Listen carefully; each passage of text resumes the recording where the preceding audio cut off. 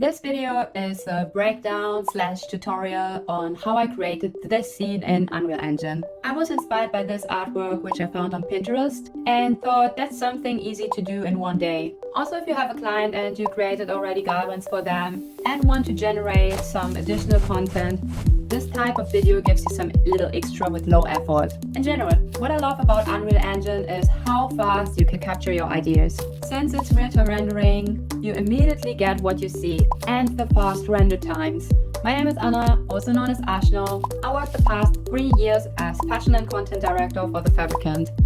Before I was fashion designer for Hugo Boss, where I helped to build the digital creation department. So I already had a long path and want to share my learnings with you. A little disclaimer, this tutorial overlaps with another tutorial I created where I'm building up a studio scene, but I decided to include all the content here that you not have to switch back and forth between the tutorials. So I show you all the steps here.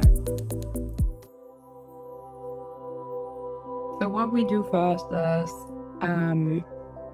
downloading the Glow Live Sync tool, and you find it on the website when you go to the Connect website. So this is a correct address, but you can also type in Live Sync Glow plugin and then you will find it on Google. And just ensure that you have the correct Unreal Engine version 5.4 and then also the correct latest Glow Live Sync plugin. You just click on it and it's automatically downloading into your download folder, and you need to unpack it and put it into following folder, into its where you saved your Unreal version, your program. So for me it's program files, Epic Games, 5.4, engine, plugins, marketplace, and then you see I have also here saved the MetaHuman and the Substance plugin. This is automatically when you do it with a launcher. So the only thing you need to do manual is the Glow Live Sync plugin. And then we have double clicked on Unreal Engine, and then this window is opening where you can start or select a project.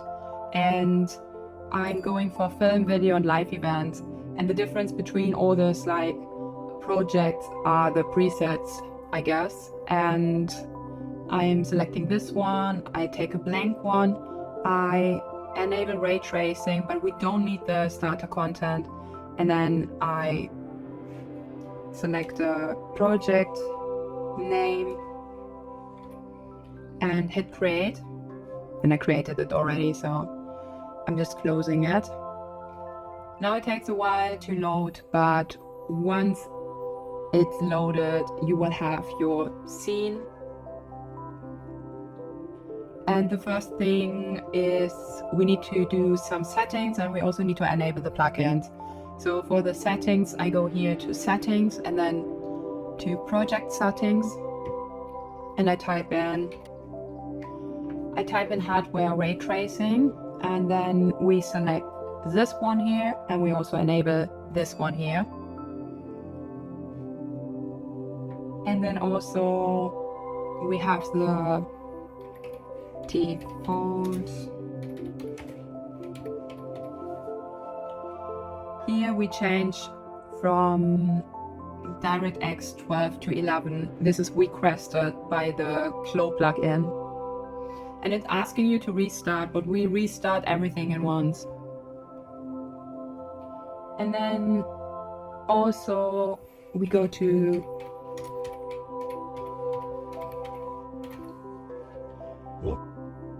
translucency and enable order independent transparency. It's this one here. We can also do this one. And still we do restart later. I'm closing this window, going back to the settings and to the plugins. And here we need now the Glow 3D plugin. You just type in Glow. And what we also need is to enable the Substance plugin, because we're importing textures and it's double paired. Now we can restart.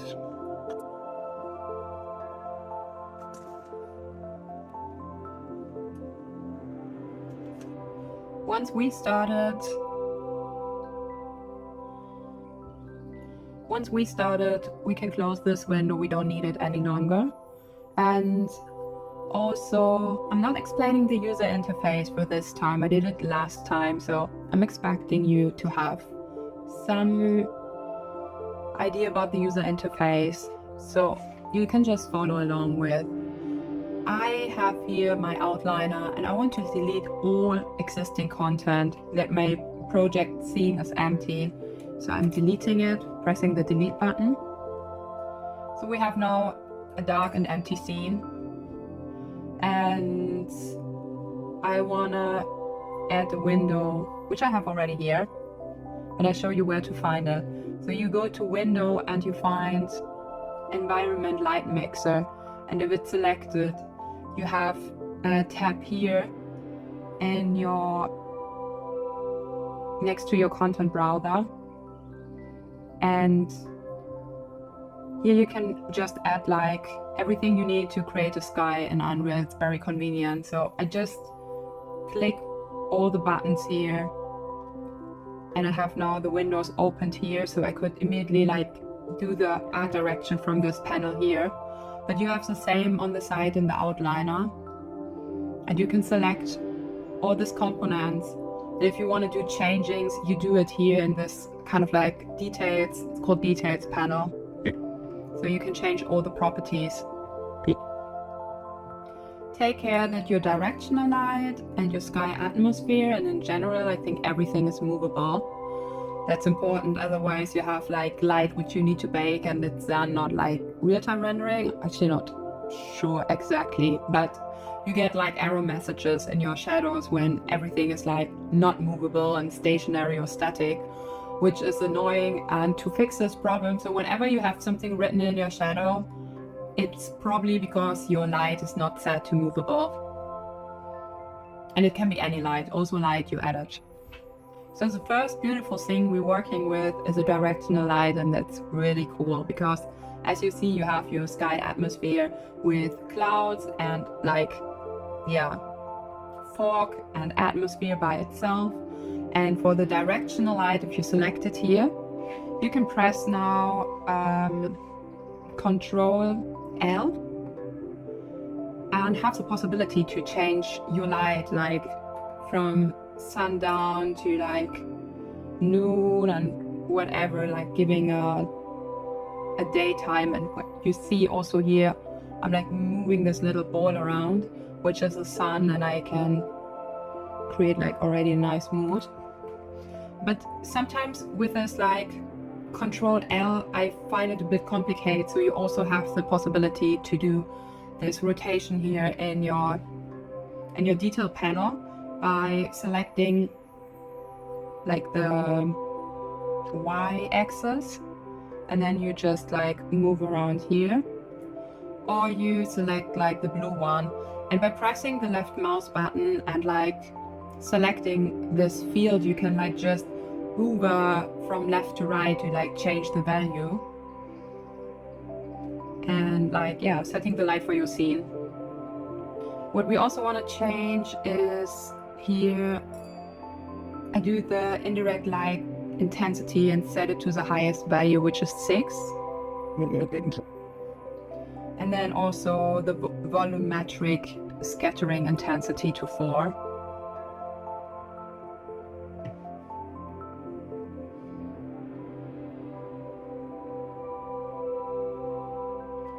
I changed the temperature already now and like making it a bit cooler, so we have more blue instead of yellow, and I changed it to 9000.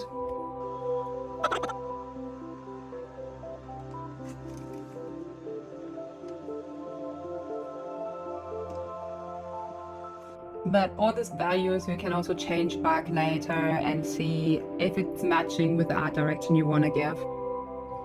For the next setting, we select the actual exponential high fog, and here I want to select the volumetric fog, and you see it's giving a bit more fogginess to the scene. And then the scattering distribution can set like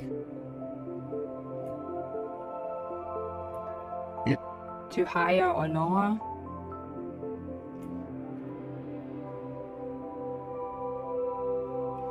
And I'm already looking which kind of like view I want to create later. I don't want to have it so foggy, so you can also change the fog density, moving it lower, and then also the fog height fall off is something you can change.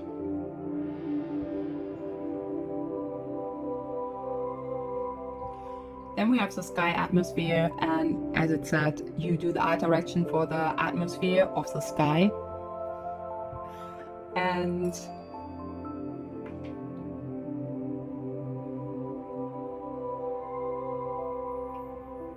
again, I can change the ray light scattering, which makes it less or more foggy. I think I like it a bit lower because I want like really a blue sky. And then the me absorption scale is here. Maybe I keep this a bit higher because it's giving a bit of depth. And this next one, it's absorption and it's scattering. So that makes it a bit darker.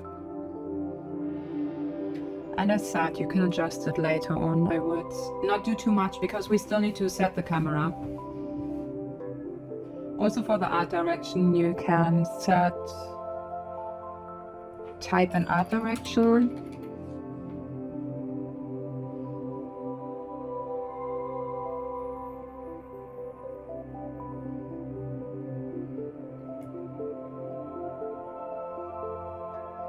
And changing some of the values here. Yeah. And whenever you want to switch back to the default settings, just hit this little arrow button and then you have like your regular settings back.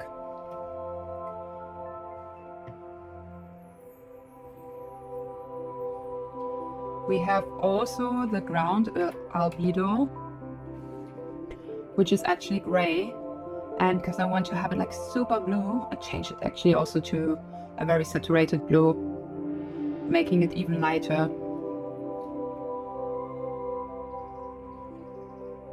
You see also the cloud changing and getting a bit bluish, so yeah, it could be good to not make it too blue, because I don't want to have it too dark. Maybe we do it like this, a bit of cloudiness. So then also important is the skylight, and this one I wrote it down. It's scattering the light from the scene, making some indirect light, so that's very helpful later for your items, objects in the scene, that they also hit some light from the bottom, because normally light is bouncing back and the skylight is also creating this bounce. Make sure it's real-time capturing is enabled, and then we set the intensity scale of something you can change. So I set it to 2. I tested it before, it should be enough.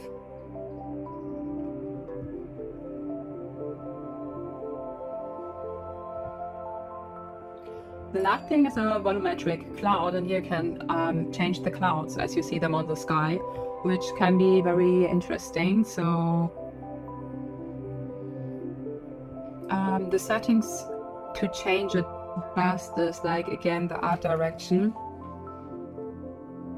and here you can change, as you see, the ray light scattering is making it darker. This one is also doing kind of similar. Just change it back to the default. This is probably also nothing we want to do. You can also set them higher or lower. Yes, these are kind of stuff you can change if necessary. But I would not touch it too much now, as said. Then the last thing I want to add before we start with setting up a camera is adding a post-process volume. And you find it below your visual effects, but you can also type it in. So if you go to visual effects, you have post-process volume. And I'm just placing it to my center, but you don't need to do it. just to keep everything on the same spot. So here's our ground in the center of the scene. And what you need to do is, for the post-process volume, you select it and then you type in infinite, extend, you select it, and that means that the post-process volume is enabled for your full scene and not only for this little box you see here. And what's also important is like going to exposure, select the first 3 things, and then you go to manual. Boop. Normally it should start already being dark. Cool. Yeah, you need to select infinite unbound, the extend, and then going back to exposure.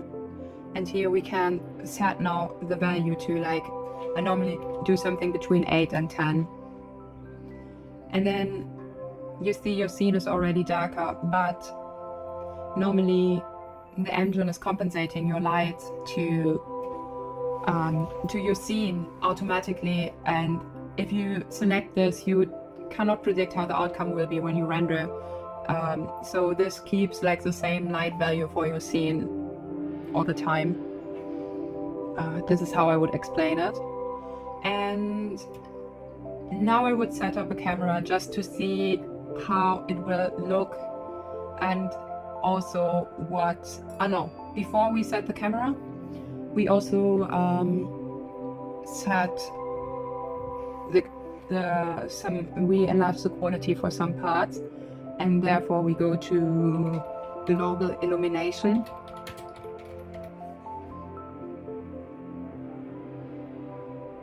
We select the method is Lumen, select this stuff here, and this we set to 4, and also 2. So we have a better quality. And then also for the reflections,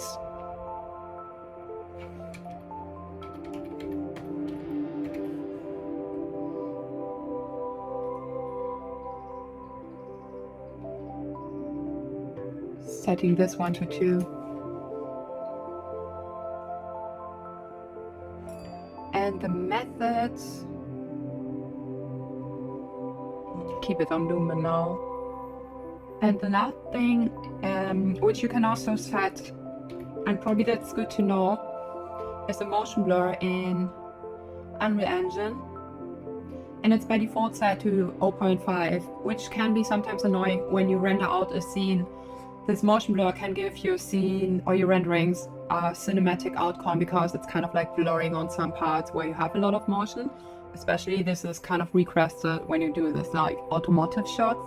But when I do it sometimes for like walks, cycles, or other things, it starts to get very blurry and looking weak, and I prefer to do some blurriness later on by myself. So I lower the value to 0.2 for now. You can also put it to 0, then you get an error message in your renderings, but I just ignored it. But you can also like, I would experiment with both. Like, from here it's also looking good. This is something you can keep an eye on. And now I'm setting up my camera. So I go again back to this like quick add button, to this little like square cube, to this little cube. And then we have cinematic, cine camera actor. I'm just selecting it. I select it and I press here this little arrow to have it really on my like 0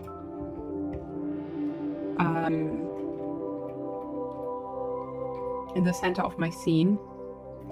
And I want to change the speed of my view camera, so you can change it here, just like lowering it. But you can also make a right mouse click button and like scroll and then you change this. It's what I'm doing. It's a bit like faster as switching to like the panel. And I also changed the perspective here on the left side to my camera. So actually it's on like default viewport. I want to have the cinematic viewport. And then I change from there to Cine Camera Actor. And by doing this, I also get this little like overlays here that I can like center everything later on. When you switch just from default viewport to your Cine Actor, you're not getting this layovers here.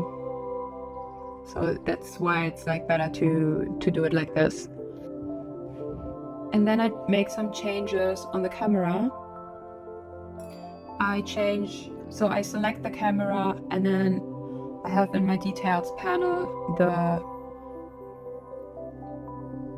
DSLR where I change to, and from universal zoom I change to 105mm lens, because I'm not having like this classic shot and I want to have a bit more depth in the scene, depth of field, and by selecting this lens I get more of this kind of like feeling. And I also know that I just want to render out a reel, so I'm cropping the lens that I just have like this 9:16 view, and I calculated the crop ratio, so you just have to divide 9/16 and then you have a value of 0.565,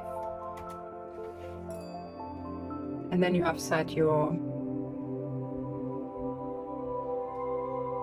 camera to this. And now I can just choose a place where I like the clouds more, and I will also show you how to add some more clouds to the scene. So better to have a bit more blue in the background and a bit more like blue sky instead of like having too many clouds. So maybe something like this could be nice. Yeah, I just stay here and then can still decide later what to do. No. And then I'm also splitting the screen, or if you have a second screen, you could also add another viewport, so like a second viewport which would then show up on your second screen, so you can have like the second viewport just for your camera and like the main viewport one just for your scene with a default perspective.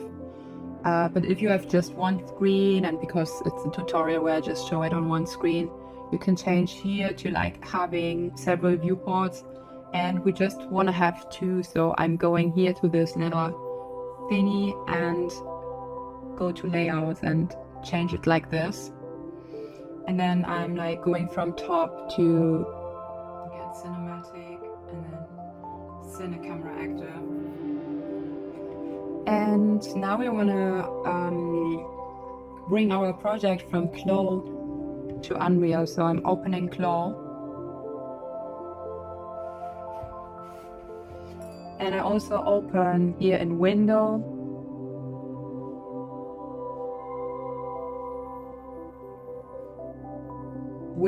We have like Cloud Marvelous Designer Live Sync Editor. So this we do first. So we have here also this one open, and before we select enable missing, I save my full scene. And when you have Control Shift and then S, you save everything, like everything. I don't know, the other one is just like saving half for whatever reason, quick saving thing. Yeah, but enable missing, and then we go to Cloud. And I open my prep t-shirt scene. So I prepped this before, and I just had one t-shirt and I copy and paste it. My settings for the t-shirt are actually a particle distance of 5 or even higher. Sometimes I have 8. I have collision thickness of 2, around 2, and I have no thickness rendering added because we export everything automatically in thin to Unreal Engine, so it does not make sense to you add any thickness to your garment because it will anyways not be exported. I have for each t-shirt my own material actually, as you see here, but I have set like one t-shirt with several colorways, and then I just like for each t-shirt I selected it and I changed the colorway here. So when you do it, you just assign the current colorway and then you can change it like this in one click. It's like when you go to editor colorways, it's now not working properly, but you see like I had like several colorways, and then I just changed the like fabric texture, like the albedo or color map for each t-shirt, and I could easily switch then between the colorways. Closing this window now, and also to show you quickly what I did in the UV editor. You see we have just one t-shirt, and the UV tile is not good filled in. I could have made it a bit better, like that the t-shirt is bigger, but I didn't. That's me. Now we go to animation, and I've animated the garment, and I also wanted to create like an animation where the t-shirts are kind of blowing up into the air and they should not fall down. So I changed the gravity of the scene. So first I went to like animation stable and used this settings, but then with the right mouse click, if it's not already showing up in the properties, you go to simulation properties, and you can change now here the value from minus to plus 2000 or 1000 I did, and then with the camera I captured this. I also, for the simulation quality custom, changed the steps to 1. I tested it with 5, and 5 means that it's 5 times rendering or 5 times simulating the garments and taking an average out of it. It's sometimes helpful if you like have jittery parts, but it can also reduce the natural look of like something which is floating. So that's why I'm changing this sometimes to a lower value, and just check if something is like moving weird around, then you can still keep it on 5. And for the scene time warp, I also changed the steps from 1 to 2. That means I have, instead of like 1 step, I have 2 steps for each. So I doubled the frames. So we can watch the simulation now. Yeah. And you see it's like floating up, and yeah, it could move a bit like nicer, but like even more realistic. But yeah, I wanted to end this project in like a short time amount, and that's why I kept it like very simple.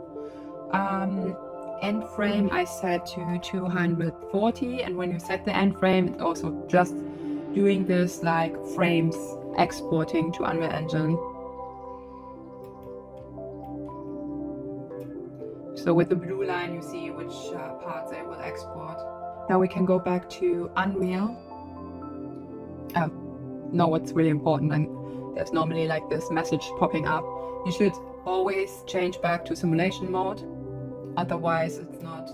And I also normally switch back to frame 0 because I don't want to have it saved randomly at another frame. Sometimes flow, or I'm not saving it properly, and then I open something and it's in the middle of the simulation and everything else is gone, and then I need to switch back, and that's really annoying. That's why I'm like try to keep it always on like frame 0 when I'm closing it.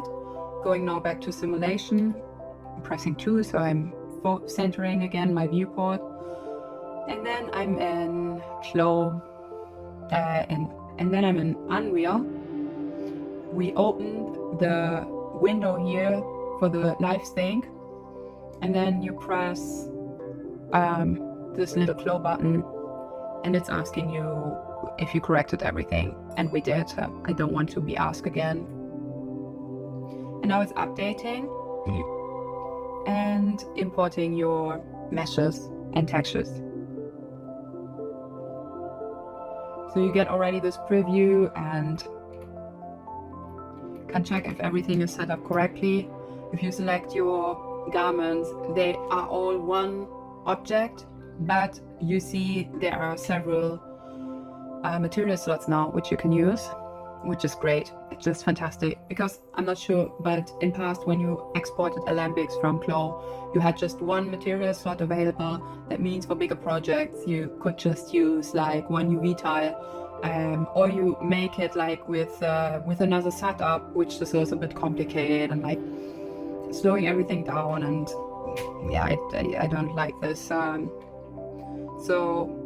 now you have like one UV tile for each of the t-shirts, or when you have other projects you have one UV tile for each material, which is great. You can also then you switch the shaders of each material. For example, if you have one metal, it's way better to have it in a different material slot than to move them all together, and yeah, you cannot adjust it or fine-tune it. So once you selected now the t-shirt, you go to the save as static mesh. Would be just like the t-shirts as they are, but we have geometry cache because there's a simulation inside, so we select this one. So it really takes a long time. Don't like rush and try to save it again, because you need to wait until this window is popping up, and then I am creating a new folder by right mouse click, new folder, and I call it garments, and by default it's called geometry cache. I call it t-shirts, and now it's saving in your folder. I'm not closing the window, but you could, and I'm switching now from my environment light mixer to the content browser and have my garments folder, and here are my t-shirts, and I can add them now to the scene.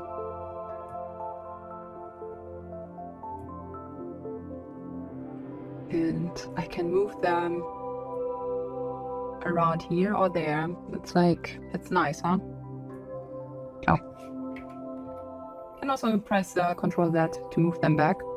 Also nice. And now we want to add the animation to the garments, and therefore we need the sequencer. So here in the top row you have this little like clap thing. You press it and then add a level sequence, and I just add it to the main content folder because I don't plan to do much more in this sequence.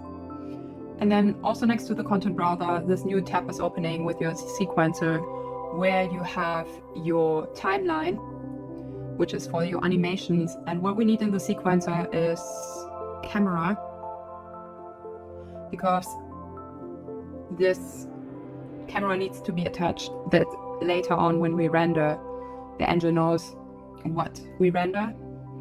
And you should also see your like Cine camera actor here.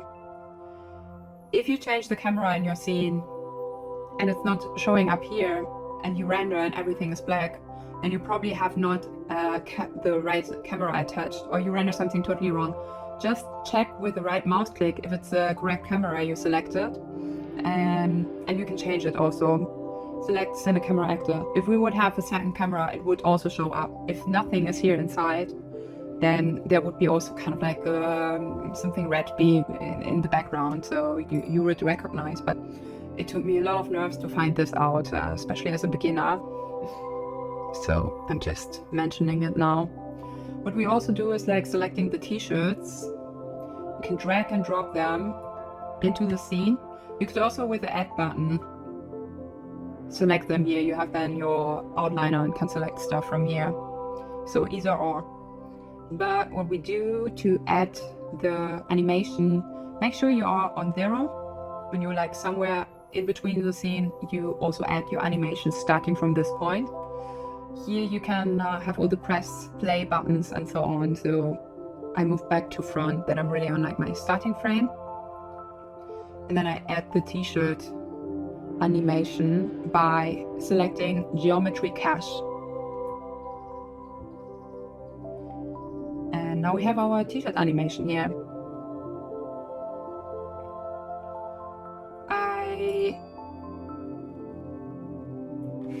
What I also want to change is, like with control and scroll, you can like zoom in and zoom out of your scene, and you see that our t-shirt simulation is longer because we had like 240 frames. So you can also like move this here around, or you can also type in here 240, so it's automatically jumping to your frame with this like little slider. And then you can hit this little like red thing, and then your scene is really ending here. What you need to do is like attach your camera till the end of the scene. And you can also move this a bit out just in case. Now we have our t-shirts from beginning to end in the scene. By the way, if you want to like change the perspective, you can do it here. I change here back. Or you can press this little button to jump out. So now we know where we want to add like our t-shirts.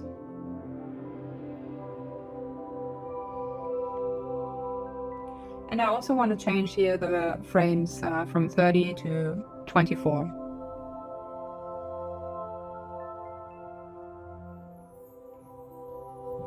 Okay, so I also want to show you how you can add like some additional cloud, and therefore you, I mean, you don't need to do it, but I think it's nice to have. So therefore you can search for VDB Cloud, and there's this website JangaFX where you can download like different VDB stuff, and you just download the cloud pack. You download them and then you unpack them, and once you have them unpacked, you have here this folder where you have all the 10 different clouds as you saw them here. And we go back to Unreal Engine, and to set up this VDB Cloud we go into the content browser and you go to all, and there you type in sparse in the search field, sparse, and you should find the sparse volume material, which has like this little like green line. With the right mouse click you create a material instance, and this one we want to drag and drop in our content folder. So select move here. When you go now to your content folder, you have here your little sparse volume. I also create an extra folder, like new folder, and I call it cloud, and I'm moving it here. So we have this little cloud, and now in this cloud folder I want to import my cloud or clouds pack. I just use one cloud, so I take the first one and I'm drag and drop it here.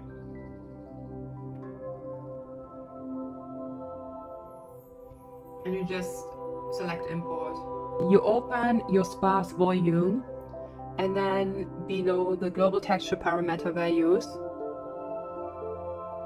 you enable the sparse volume texture, and you drag and drop your cloud which you downloaded and imported here, and then hitting the save button. Now you save everything. That's really important because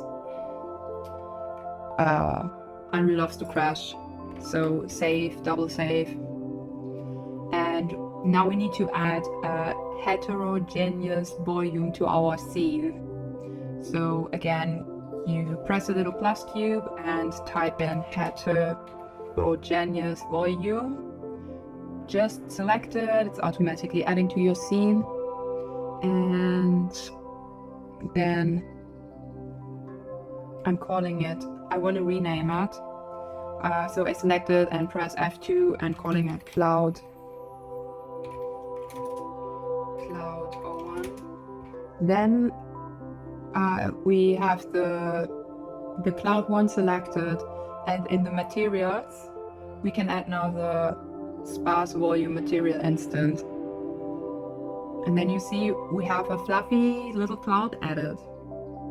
That's quite cool, right? Like having a cloud.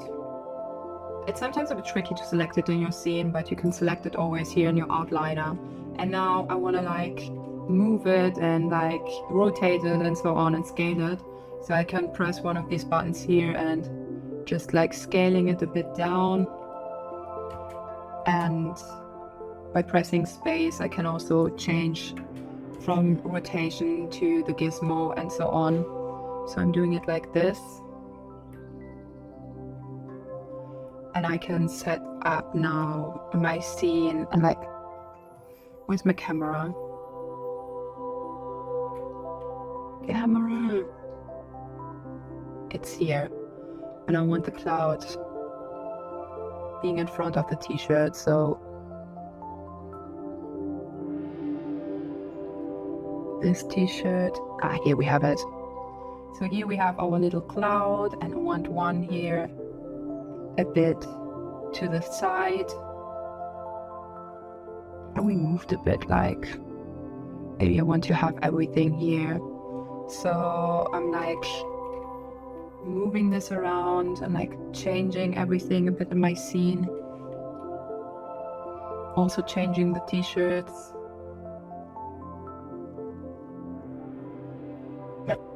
Moving them lower.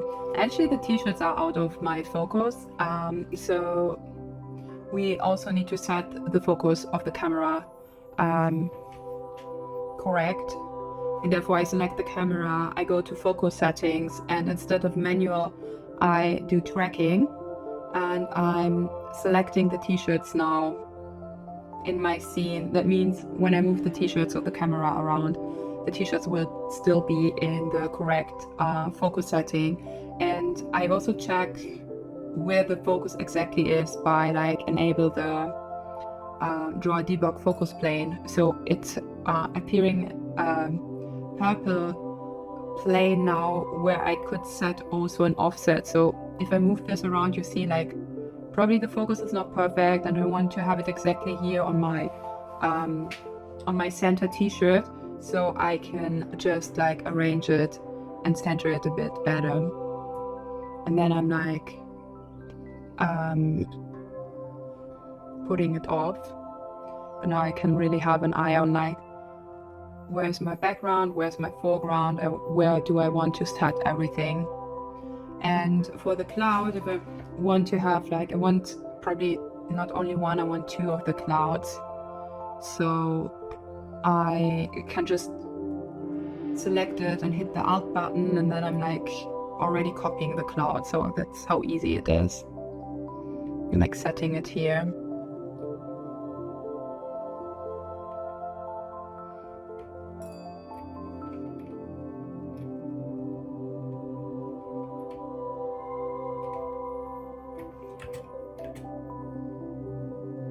Also kind of rotating it a bit.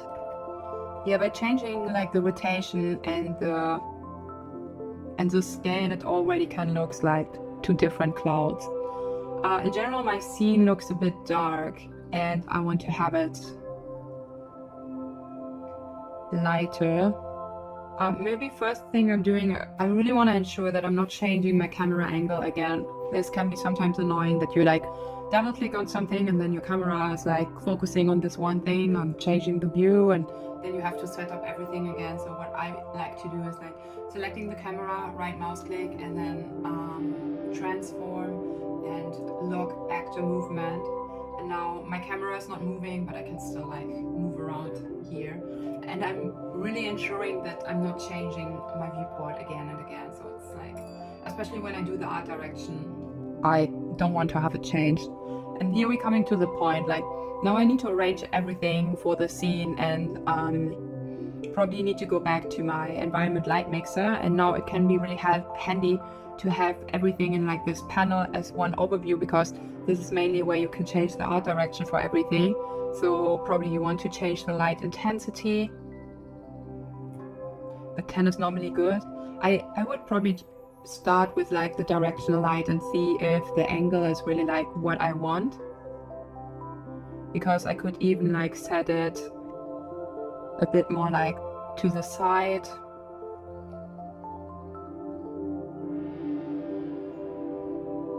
And probably creating like a nice rim light.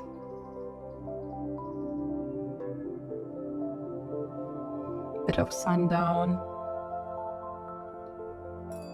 Having a bit more mystical. And then like seeing how much light I want. And I can always switch like for the art direction, probably going now to like have this a bit bigger.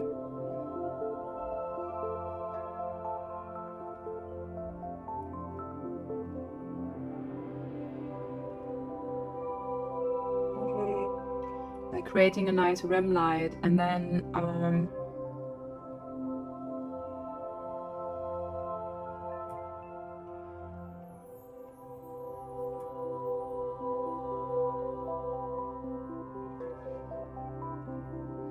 also ensure like here is where my scene is starting. So I'm probably moving the t-shirts a bit around, like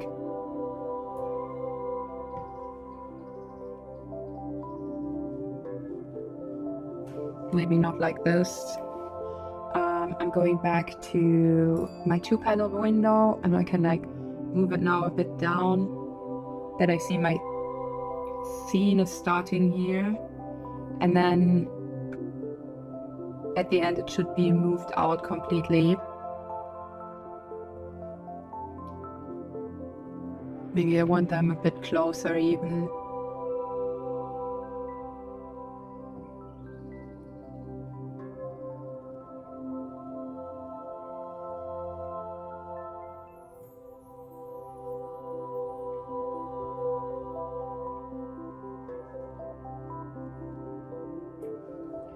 And I also, so for my light, I put them kind of like the center, which will also be probably my main shot later, like my main rendering.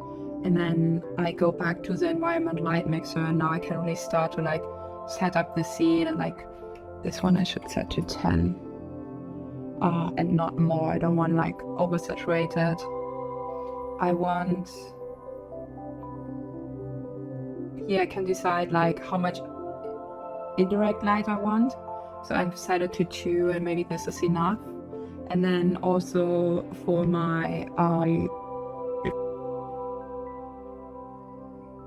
here I can still, probably this is nicer to have it a bit more up, and this one giving a bit more definition to the clouds.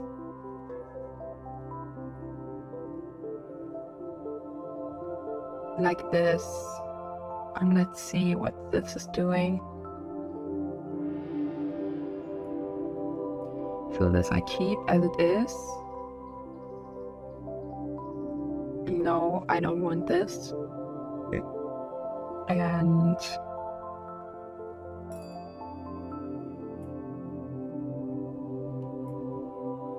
this can probably help also a bit to light the scene.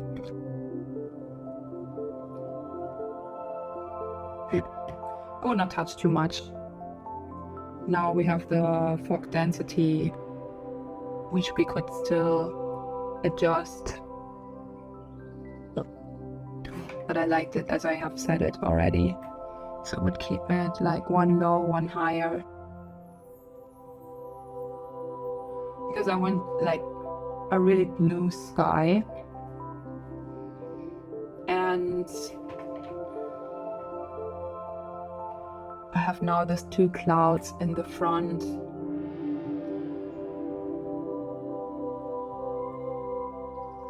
And they're really dark, so I can also check now in the material, the albedo, and check if I can like make it a bit lighter. But I think what I did to improve the look was to add some additional lights to the clouds, that they're not that gray. So again, save before you add something.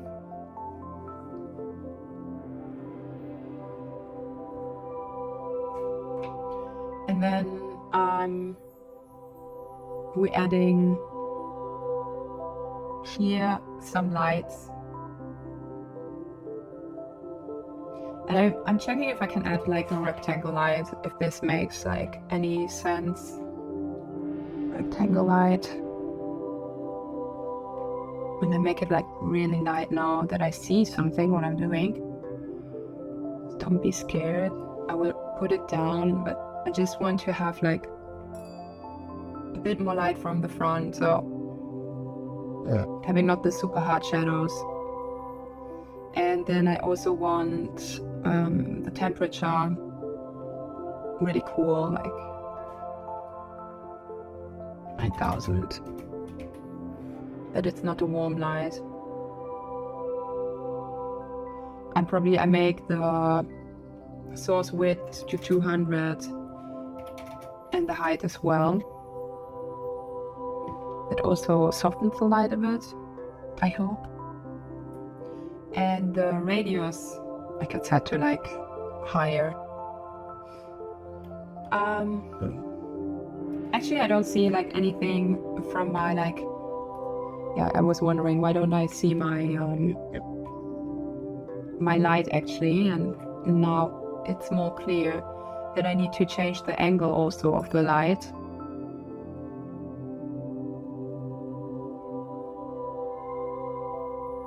So if it's wrong or the right direction, I actually don't know. So I'm setting this really high again. So yeah, it needs to go in this direction. And I think it's okay to add like this rectangle light, because in the sky light would bounce around like everywhere and coming from all directions. For sure the sun is coming from one direction, but yeah, you should always have an eye that's like realistic. But I think that's kind of cool.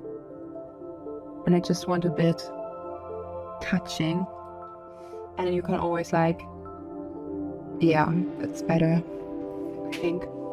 And then also, yeah, to have this like dark clouds, what I did was mainly just to add a point light.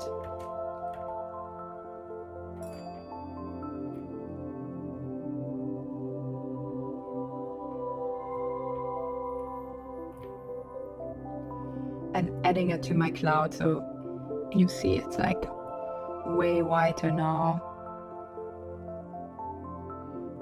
And I don't want that the point light is hitting my t-shirts. I just want it to the cloud. So I'm selecting the light and type in channel. And my light should be only like channel 1. And now I'm adding the cloud, selecting the clouds, select both of them. And just like, they can be like getting the light from channel 1 and from 0. So 0 is overall light, and channel 1 is like just the light which is hitting the cloud. Because otherwise you would also have this like heavy light on the t-shirts, and that's something we don't need. And I do the same.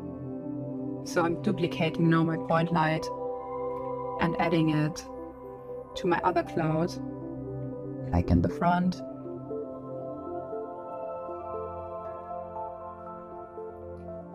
And for the light, I'm adjusting the value.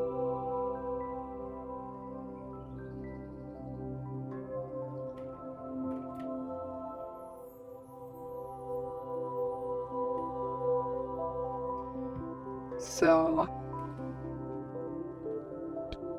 yes. Okay. It's ugly. But you know what I mean, like, for sure you need to arrange it a bit.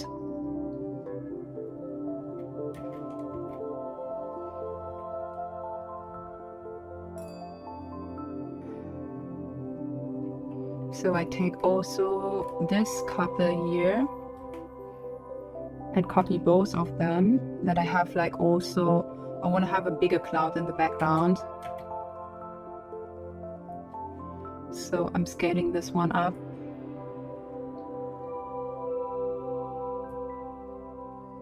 Oh, that's nice. Actually, why not?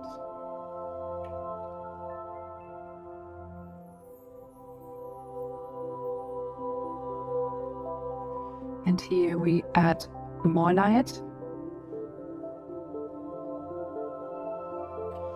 Still, they are so dark. I think I did also something else, but I can't remember. Okay. So again, by selecting this little folder, we go back to our cloud, and you cannot change anything here, but you could change also here some parameters. So for example, density, you could reduce, and this is also, you change all in one actually. If you want to change like just one cloud, you would need to like copy also this thing here and like adding it. Black body, wait.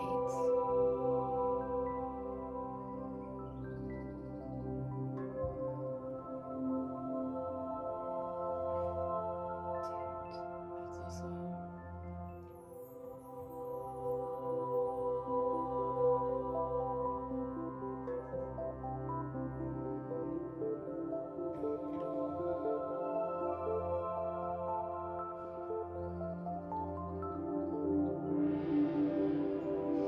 so you could also change some stuff here to like arrange it and like making it looking good. Always save everything, and then the last thing I want to show before rendering is how you can duplicate and adding more of the t-shirts to your scene. So I'm going back to the sequencer, and mainly what I'm doing is like, Can you just like? Okay. yeah, no, it will act like this. What you do to duplicate the t-shirts and adding more t-shirts to your scene, you select the t-shirts and you press the Alt button, and then I'm like having a second stack of the t-shirts, and I can just like put them below and say, okay, when this one is hitting here, I take the second stack of t-shirts, drag and drop them here, and then again adding the geometry cache. And then it's starting later to animate, so like now you could probably, on this point, you could kind of like add them already. I am visible. On bottom.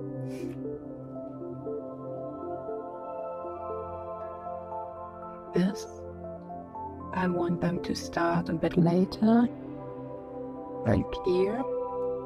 So now they would also float afterwards.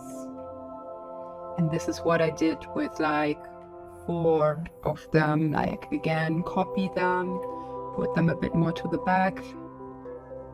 And checking, now we see them here. And I probably want to have them starting here.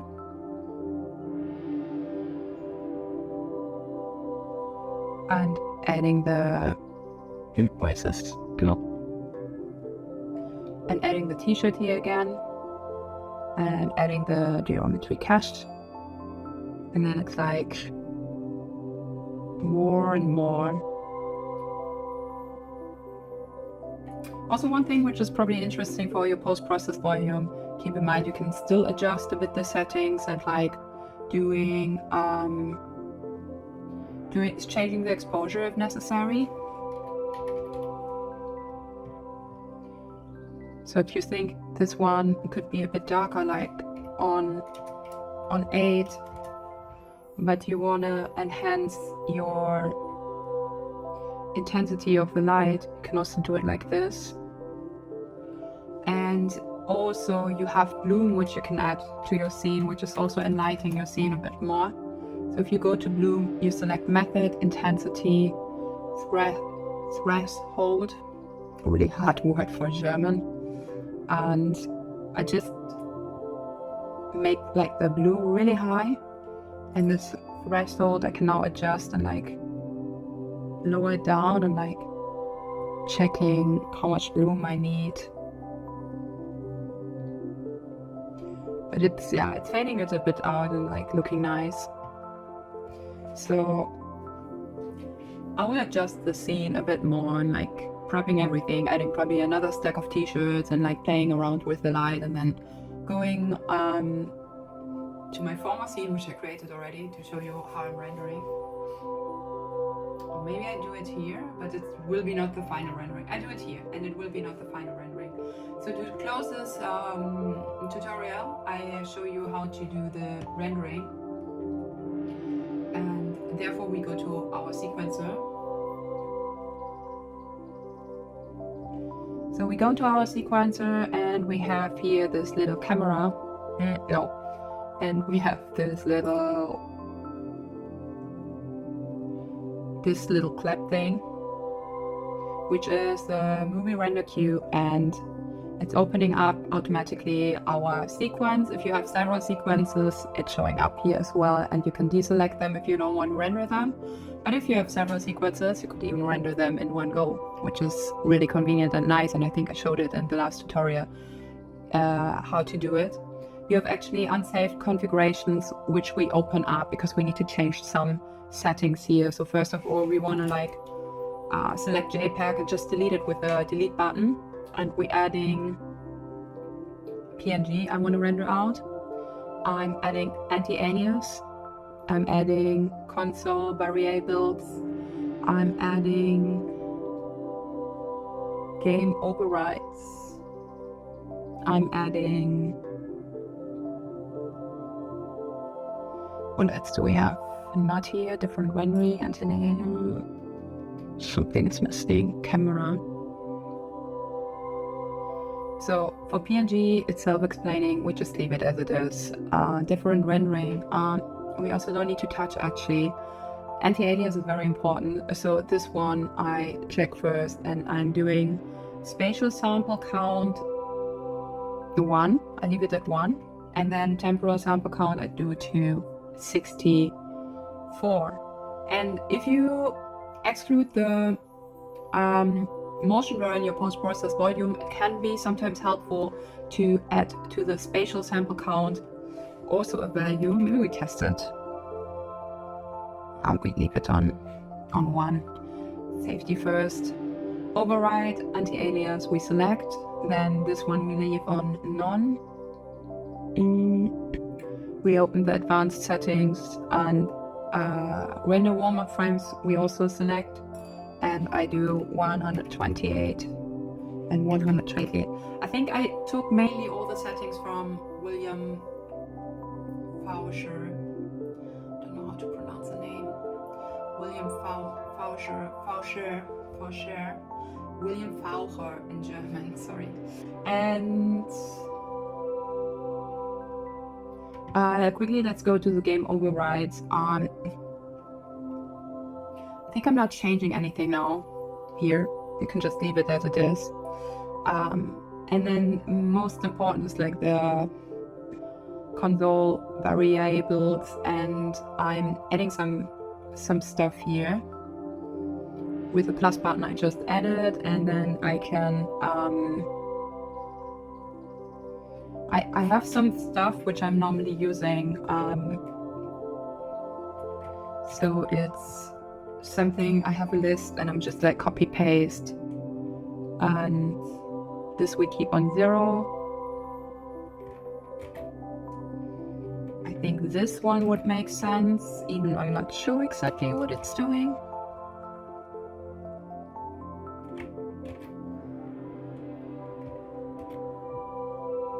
This one I set to 5.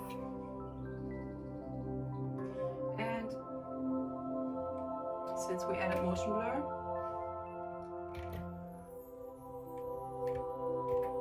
so at this I may put this on 4. And yeah, I leave it like this.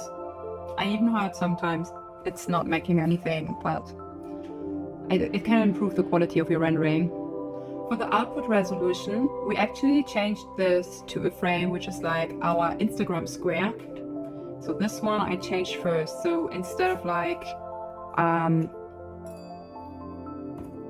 this one, we changed both values. So we make 1080 and 1920. output dictionary is where you save your file. So probably Sky content. I'm like, I make a new folder. So I'm like projects.